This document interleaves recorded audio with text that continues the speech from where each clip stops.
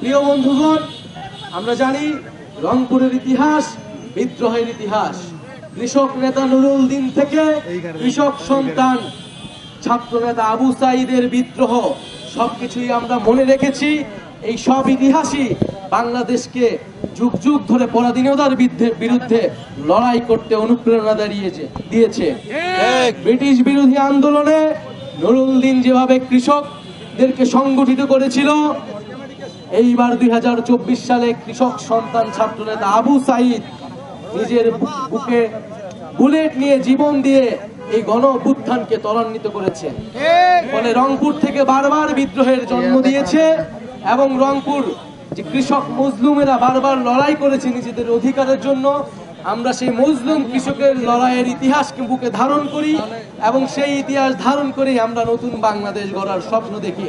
ফলে 1947 সালের যে উপনিবেশ বিরোধী লড়াই, 71-এর স্বাধীনতা সংগ্রাম এবং 24-এর গণ অভ্যুত্থান সবকিছুর সাথেই জড়িয়ে আছে এই রংপুরের ইতিহাস। ফলে রংপুর থেকেই এবার আমরা আমাদের পদযাত্রা তাই শুরু করেছি এই 1 জুলাইতে।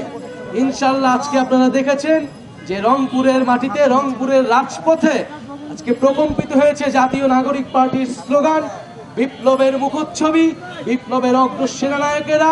আজকে একসাথে আমরা এই রংপুর মহানগরীতে, বিদ্রোহের মহানগরীতে আমাদের যে আগামীর স্বপ্ন, আগামীর ভবিষ্যৎ বাংলাদেশের স্লোগান আমরা তুলেছি। ইনশাল্লাহ এইভাবে আমরা প্রতিটি জেলায় আমাদের স্লোগান, আমাদের বার্তা, আমাদের বক্তব্য এবং জনগণের যে দুঃখ দুর্দশার গল্প রয়েছে, আমরা সব মিলিয়ে আমাদের ইতিহাস, আমাদের ইশতেহার এবং ঘোষণাপত্র তৈরি করব। যারা এতক্ষণ ধরে আমাদেরকে সঙ্গ দিয়েছেন, যারা পুরোটা পথে আমাদের সাথে ছিলেন এবং আগামীতেও থাকবেন, তাদেরকে আবারও ধন্যবাদ জানাচ্ছি।